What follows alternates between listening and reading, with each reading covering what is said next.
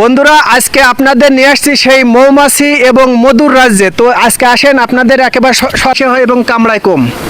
এখন যদি ওই মাছিগুলো হতো তাহলে কিন্তু আমরা এত কাছাকাছি হয়তো বা আসতে পারতাম না। আপনাদের সেটা দেখাবো এটা কিভাবে করছে, বা একটু কাছাকাছি আসেন এবং সিস্টেম আছে এর ভিতরে বোতলগুলো দেখাবেন। দেখেন কতগুলো এখানে সিস্টেমে, কি সিস্টেমে এখানে মধু সংগ্রহ করা হয় খুব সুন্দরভাবে। এই পাশে দেখেন এই সাইডে দুইটা বোতল আছে, প্লাস এই বোতলে মানে খাবার পানি আছে। প্রতিটা বাক্সের ভিতরে এই ধরনের যে মৌমাছি যে করবে, চাকটা করবে, এই ধরনের কাঠ দিয়ে থাকে।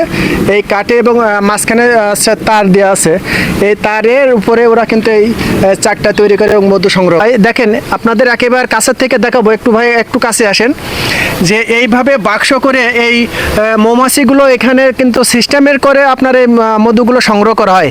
তো আমরা আসলে এই মধুগুলো যে ডুপ্লিকেট টা না, এই মধুগুলো কিন্তু সবই খাঁটি।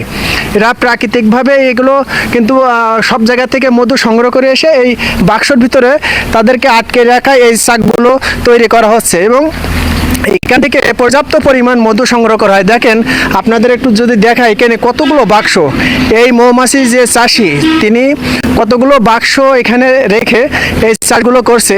এখানে কিন্তু এই মাছিগুলো যে একেবারে দেখেন আমরা এই মাছির কিন্তু কাছাকাছি চলে আসছে, তারপরে কিন্তু কোনো ভয় নেই। এই মাছিগুলো কিন্তু আমাদের কামড়াচ্ছে না, কারণ এরা সবই পোষা। এরা এত পরিমাণ মাংস হয়ে গেছে যে এখানে প্রতিনিয়ত এই মাছের সঙ্গেই কিন্তু সব মানুষের বন্ধুত্ব হয়। তা নাহলে কিন্তু আমরা এখন দেখেন আমাদের চারিপাশে কিন্তু মাছ করছে, তারপরে কিন্তু একটা মাছি তো আমাদের কামড়াচ্ছে না। তো আমরা আপনাদের আরও একটু দেখাই, এই মাছ আসলে ক্ষুদে মাছি, এগুলো কিন্তু বড় মাছি না। এই ক্ষুদে মাছি আসলে প্রকৃত কিন্তু কামড়ায় কম। আর এক জাতীয় মাছি আছে যেগুলো বড় মাছি, মাছির ভিতরে একটু কাছের থেকে দেখান, যে মাছিগুলো ক্ষুদে, এই মাছিগুলো কিন্তু খুবই মাংসে হয় এবং কামড়ায় কম। এখন যদি ওই মাছিগুলো হতো তাহলে কিন্তু আমরা এত কাছাকাছি হয়তো বা আসতে পারতাম না। তো আপনাদের এই মাছিগুলো কিভাবে চাক সংগ্রহ করছে এবং চাক বাঁধে এবং সেই চাক থেকে কিভাবে মধু নেয় এই চাষি, আপনাদের সেটা এখন দেখাবো।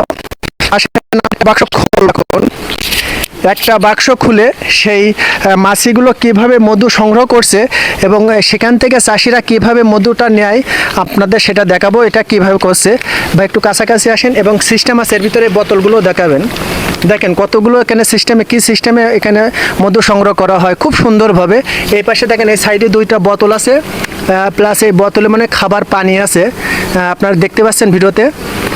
তো এটা বেশি উঁচু করা যাবে না, করলে এবার রাগ হয়ে গেলে হয়তো কামড়াতেও পারে, কারণ এদের সঙ্গে বেশি একটা এদের করা যায় না, কারণ এরা যেমন ভালো তেমন খারাপ, যে কামড়ায় না বলে যে ওদের ঘাড়ে পার উঠলে কিন্তু ওরা ছাড়িয়ে দেবে না, তাই তো ভাই।